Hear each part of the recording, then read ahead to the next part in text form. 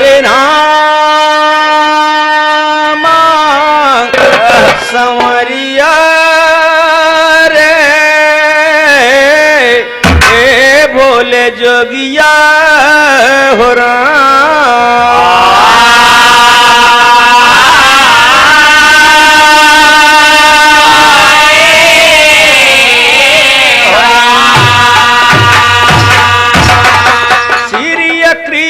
जी का मित्र सुदामा भैया लेकिन मिलने के गईलन एक बार।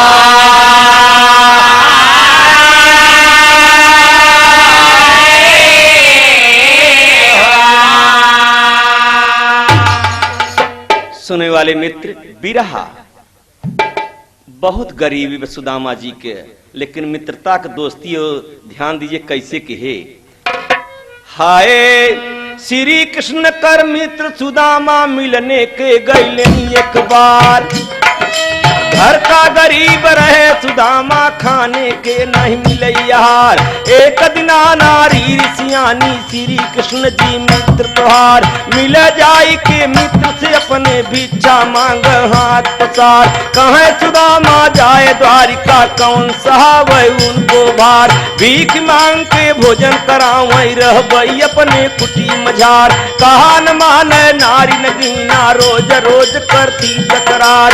हुई गला न सुदामा के मन भई द्वारिका के तैयार।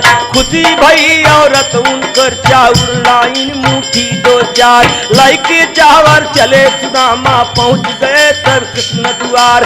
पहरा पर तरा फाटक पर रोक दिया तो पहरेदार।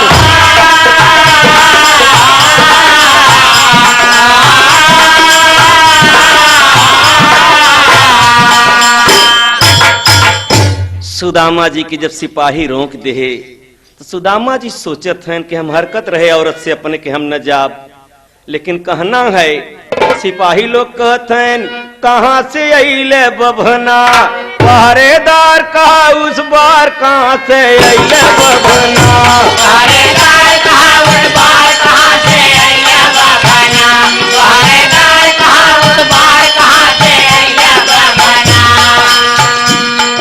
सुदामा जी बड़ा दुखित होकर कहत हैं कहाँ लगे वो विप्र सुदामा डेवढ़ी पर करके वर्णन। नाम हमारा विप्र सुदामा द्वापर देश में खास तन। हम गुरु भाई श्री कृष्ण कर पढ़े साथ में मनमोहन।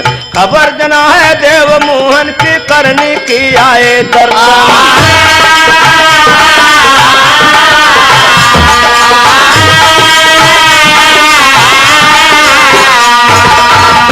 सिपाही सुनते चल दे दरबार लगाव कृष्ण भगवान का। तो पहरेदार गए उस बार। पहरेदार गए उस बार। पहरेदार गए उस बार। पहरेदार गए उस बार। पहरेदार गए उस बार। पहरेदार गए उस बार। और पहरेदार गए उस बार जहाँ पर लगा रहा दरबार। नाथ फाटक पर ये कभिकारी आपस आए मिलना।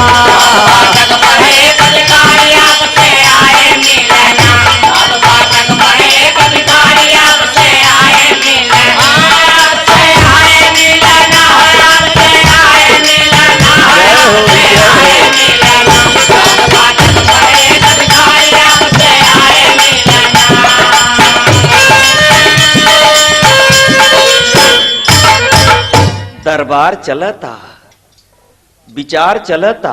सिपाही पहुंच गए महाराज। दुर्बल अंगहीन वस्त्रों से कुबरी लिए टहरते हैं। दुर्बल अंगहीन वस्त्रों से कुबरी लिए टहरते हैं। भिख मंगा कर भैसनाथ जी नाम आपका रटते हैं। बहलेपन की प्रीति बताऊं भीतर यान में डरते हैं। कहत मेरा नाम सुदामा द्राविड़ देश में रहते हैं।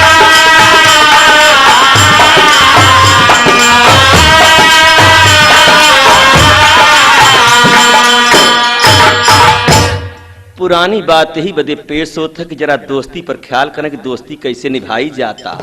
भगवान सब पंचायत दरबार छोड़ दें। वाह भगवान सुना सुदामा नाम, भगवान सुना सुदामा नाम। सुदामा नाम, भगवान सुना सुदामा नाम, भगवान सुना सुदामा नाम, भगवान सुना सुदामा नाम। और भगवान सुना सुदामा नाम छोड़ के चले सिंहासन श्याम, हाय सब देखी रूप अभिराम छूट गए तन की भावना। सबके करूप अभिराम छूट गए तन की भावना, हाय सबके करूप अभिराम छूट गए तन की भावना। छूट गए तन की भावना, छूट गए तन की भावना, छूट गए तन की भावना, छूट गए तन की भावना, छूट गए तन की भावना, हाय सबके करूप अभिराम छूट गए तन की भावना।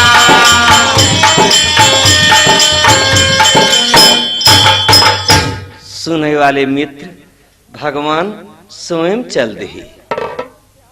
धाय मिले घनश्याम अंग भर सुदामा के गिरे चरण। बारे दोस्ती धाय मिले घनश्याम अंग भर सुदामा के गिरे चरण। अरे मित्र क्या दशा तुम्हारी, प्रेम नीर से भरा नयन। देखी दशा बचपन की मित्र की ही भरी रोमय जदुनंदन। कृष्ण सुदामा मिलन बड़ाई, शायर कवन करे वर्णन।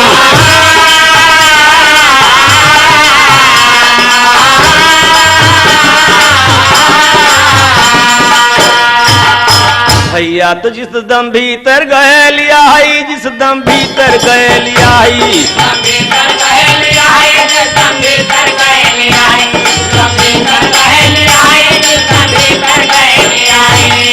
और जिस दम भीतर गए लिया है, चंदन चौकी पर बैठाई लाई ने प्रेम से नाथ मित्र कर दो चरना।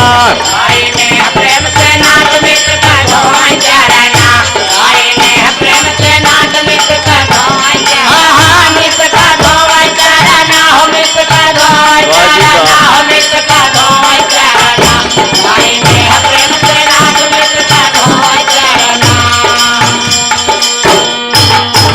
बाबू साहब चरण धोवत हैं स्वयं भगवान गरीब का। चरण धोए चरना मृतलीना महलों में चिरकाई जी। एक बात यहीं पर आप लोग और समझ लीजिए, चरना मृत होता है जब किसी महापुरुष का चरण धोआ जाता, तब किसी महान दोस्त का। चरण धोए चरना मितलीना महलों में चिरकाई जी। बूंद बूंद प्रसाद लिया सब कोई शीश चढ़ाई जी। कर पूजा सत्कार विप्र के खटरस पा गजवाई जी। पलंग के ऊपर शयन करा के अपुआ चरण दबाई।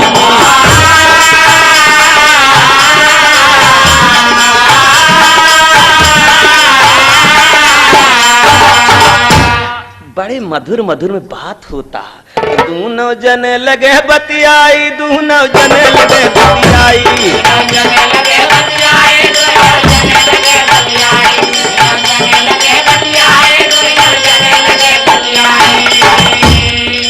और दोनों जने लगे बतियाई। चर्चा बालेपन कर आई, भाई कर ख्याल जब भेजा गुरु लकड़ियन ना।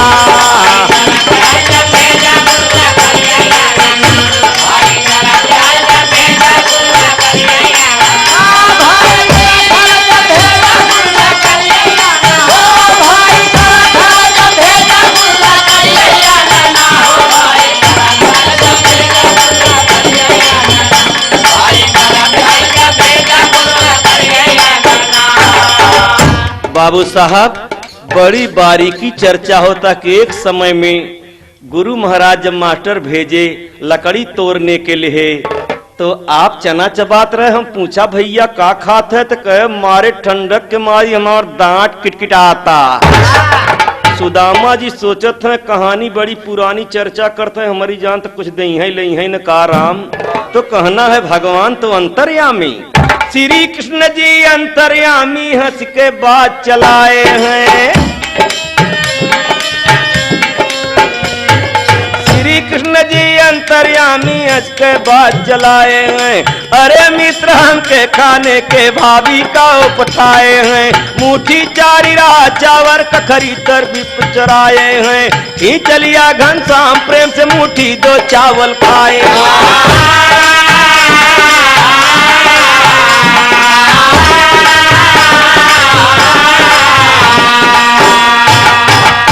कन्हैया पाँव मिजत के मिजत तब से जबरदस्ती दुई मुट्ठी चाउर छोड़ के जब खात हैं, इतने में रुक्मिणी देखत हैं। तीसरा मुट्ठी जब खाए के चक्कर पर तब रुक्मिणी से नहीं बर्दाश्त होता। जब तीसरी का किए विचार, जब तीसरी का किए विचार,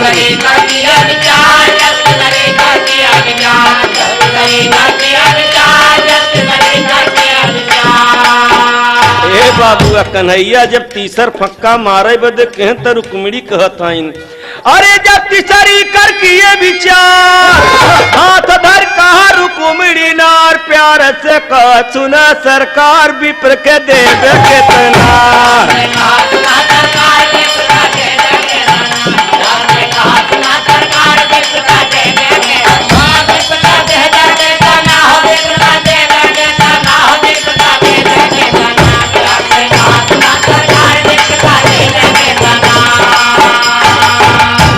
अरे मालिक दुई मुट्ठी खाए पर दुई लोग कमाया पहुंचत। रातों रात कारीगर सोना चांदी धन दौलत नौकर चाकर हाथी घोड़ा सब पहुंचत हैं। और यार सुदामा जी के मन लटक गवा के मार रास्ता के चाउर ले रहे छोड़ के खाएं द कन्हैया। तो कन्हैया कहत हैं कि मन लटक गवा भैया कहत हैं।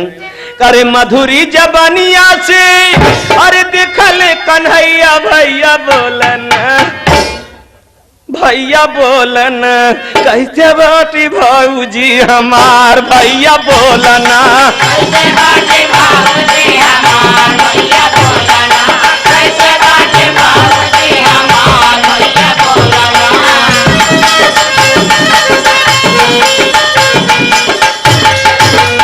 काही गिरल मनवा अरे बताई जा कुछ करनवा, भैया बोलना ए मोर भैया बोलन कैसे बाटे गाँव तोहार, भैया बोलना कैसे बाटे गाँव तोहार, भैया बोलना कैसे बाटे गाँव तोहार, भैया बोलना कैसे बाटे गाँव तोहार, भैया बोलना कैसे बाटे गाँव तोहार, भैया बोला भैया बोलना कैसे बाटे गाँव तोहार, भैया बोलना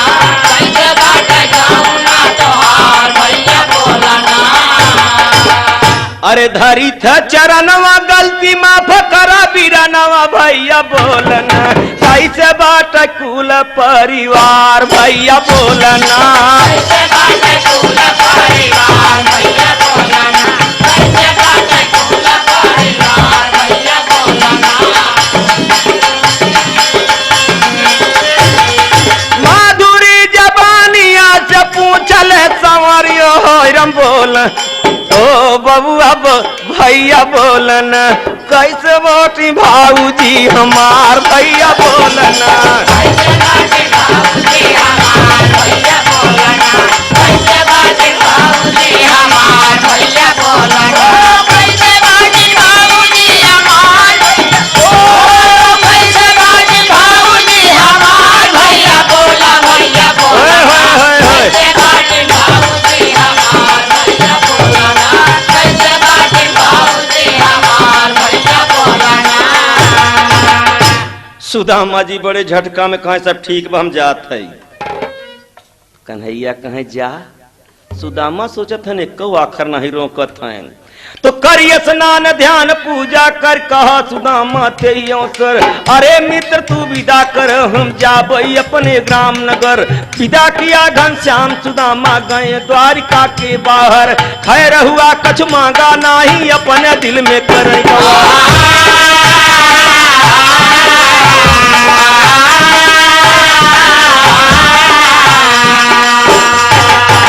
राम हो राम हम कहत रहे अपने औरत से कि हम न जा आन का दूध दहो छोड़ छोड़ खुदे खात रहे हमके का दे ही, सोचत विचारत की दुखित होत की चला जात हम भी रहा। हाँ, कहत हैं हाय ऐसे करत गुनाना चली भैले ना।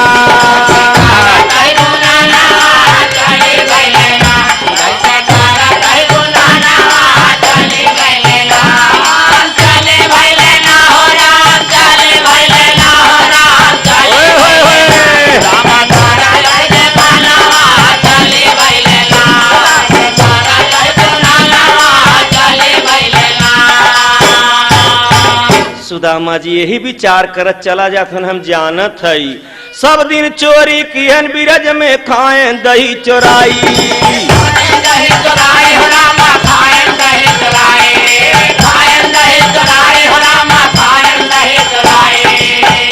अरे ते कहा मैदानिया बन के करी है मोर विदाई ऐसे सोच अपन माना चली भैले ना।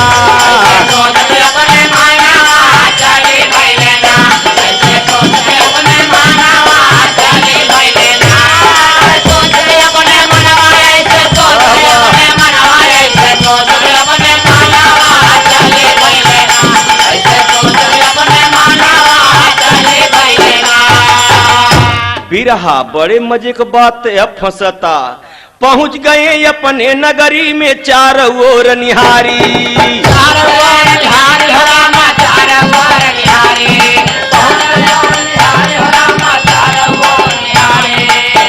अरे बाप रे बाप पता नहीं कहाँ का जबरदस्ता राजा आए कि बिना पूछे जांचे हमार कुरिया मड़ई हटाई के सुंदर से मकान बना लिया कहीं अच्छी कोठी बना लिया।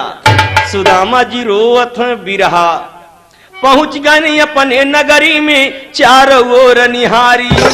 कहा यारे विधाता ही का कैला अरे का भाई कुटी हमारी ये कौन राजा का मकाना चली भैलेना।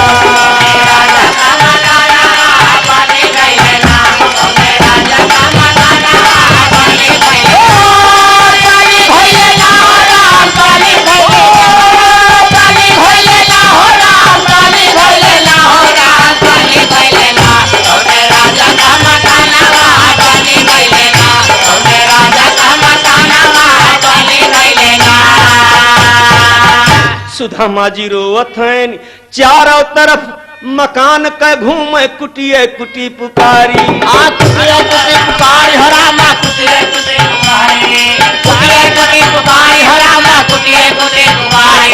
सुदामा जी रोवत हैं हमार मड़ई हमार कुरिया हमार कुटी का हो गए राम। एक विपत है ये लेकिन दूसर विपत और बाप सोचत हैं चारों तरफ मकान के घूमे और मड़ई मड़ई पुकारी। कहा ये भगवान कुटिया तो हमार भले गायब हो गई लेकिन का हो गई मोरी नारी देखा विधना का लिखाना चली भैलेना।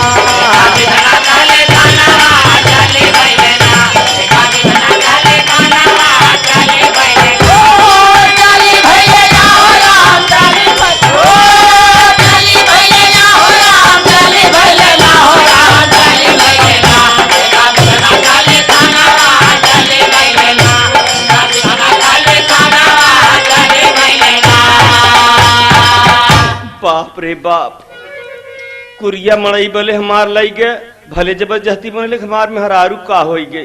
सुदामा जी रोवत हैं सुने वाले दोस्त काहे न रोवई जवानी बिना मेहरारू को बीत सकत लेकिन बुढ़ाई नहीं बीतत बाबू।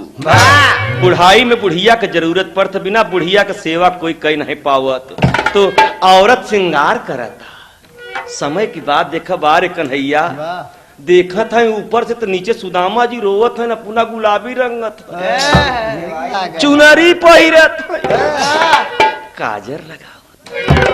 जब देखा नारी महल के ऊपर आप नहीं आवत है दासी एक पठाई। अरे साज आरती थारी लई के लई गई महल आई गाँव पति से गाँव पाती से बयाना चली भैलेना।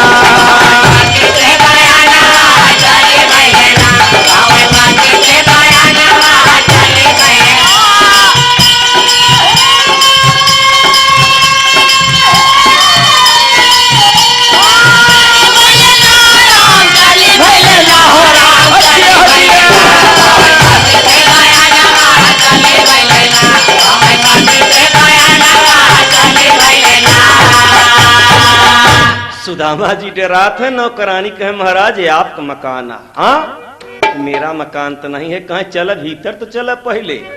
अब रंग बेरंगी सखी सहेली तमाम लोग देवतन के औरतन आए हैं देखे बदे। सुदामा जी कांपत हैं डरात हैं, कहूँ फसत तो नहीं है अंश। तब महारानी जी आए कि सुदामा जी के दुल्हन आरती उतारत हैं, पांव छुअत हैं। कहना है गीत होता कि ये सुदामा जी पूछत हैं देवी अपने औरत से महारानी कितना भाव से कहत हैं।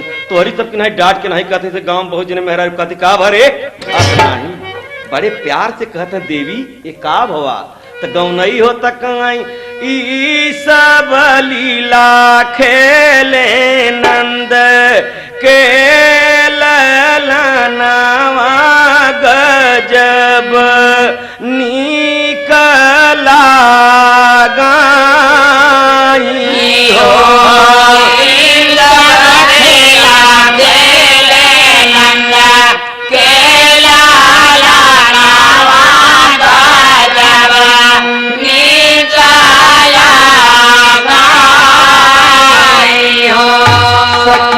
सहेली सब गावाई आना नामा में नाचाई हो। देवता घुमारी घुमारी फूल बरसावाई भावनवा निकला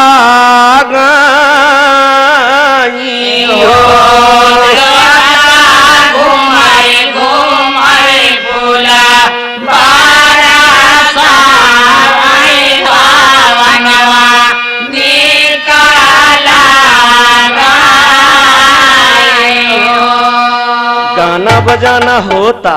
सुदामा जी के जब नींद लागत तो लोग कहते हैं जगाए दे, कहे तो काल्हे के आए हैं जगत ही नहीं कहे का कहीं गोइया सजवाई के सोवाई मोर दूल्हवा जगाए नाही जागाई बोलाए नाही बोलाई हो।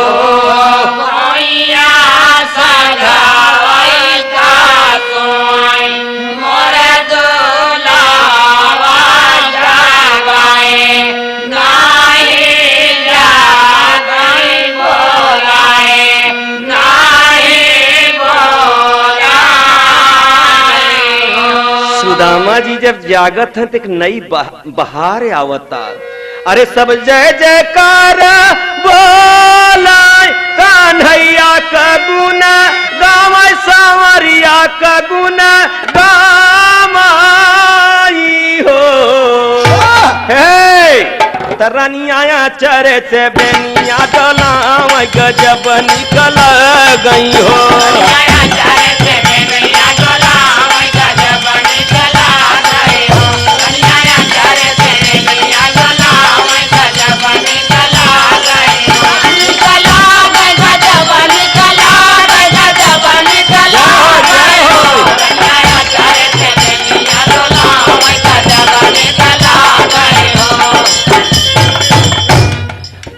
सुदामा जी का दुल्हन अचरे से बेनिया डोलावत हैं। तो यहीं पर कहना है तर्ज सोहर बकभों को खुशियाली में माताएं बहिनाएं गांव में गावा करती कि अरे मर रामा रानिया चरे से बेनिया डोलावई हो संवरिया कगुन गावई हो सयल के गुनवा गावई हो।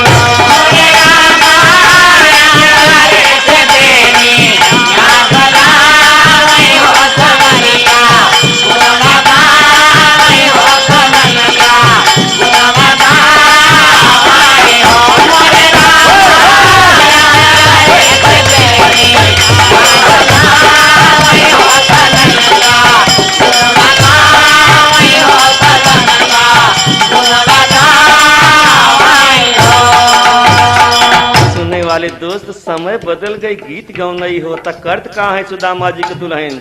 अरे मर रामा रनिया रही रही पिए री रंगावई अरे राम चूना री रंगावई हो सकिन के पाहिना वही होना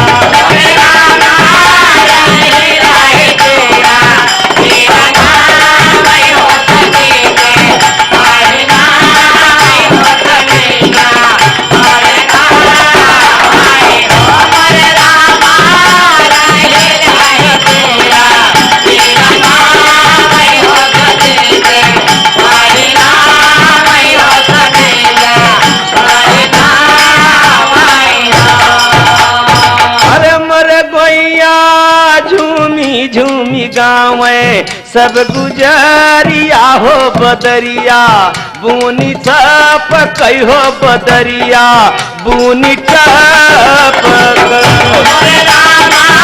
झूमी झूमी गाँव सब गुजरिया हो बदरिया बुनी टप कई हो बदरिया बुनी टप कई हो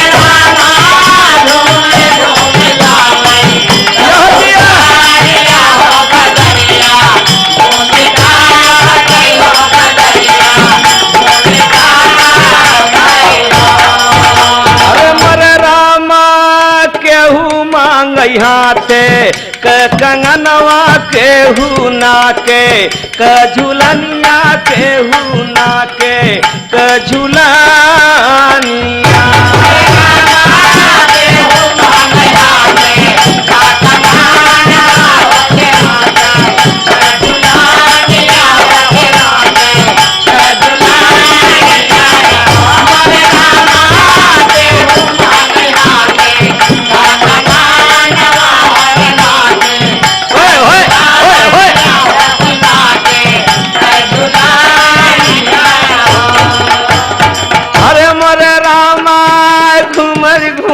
गाँव सब गुजरिया हो बजरिया रही रही देखई हो लहरिया रही रही देखई नाम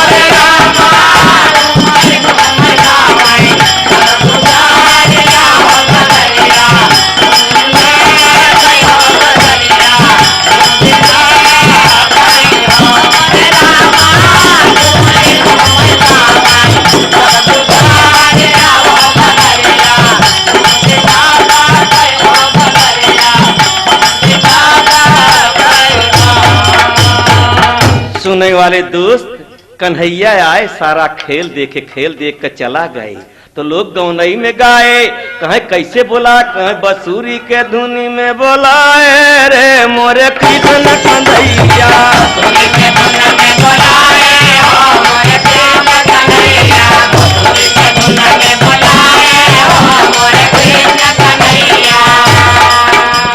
सुदामा जी का दुल्हन कहत है पति जी स्वामी जी संसार के मालिक हैं ये सब जाननहार हैं इनके जब जब भगत लोग पुकारे हैं तब तब मिला है कहे कहा कहे अपने बसुरी के धुन से बुलाए लिया करते हैं कहे कहा कहे द्वापर में श्याम बन के आए अवतारी द्वापर में श्याम बन के आए अवतारी द्वापर में श्याम बन के आए अवतारी ग्वाल बाल साथे में बन गए खिलवाड़ी लेकिन सुदामा का बिगड़ी बनाए रे मोरे कृष्ण कन्हैया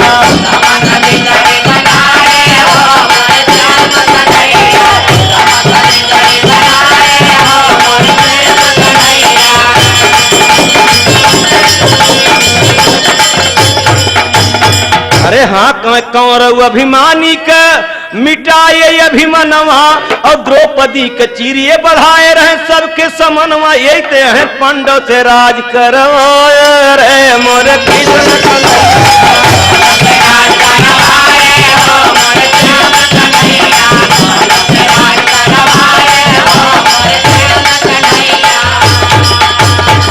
हाँ यही हैं झुलुआ झुलाए सब पे लाग जब समनवा झुलुआ झुलाए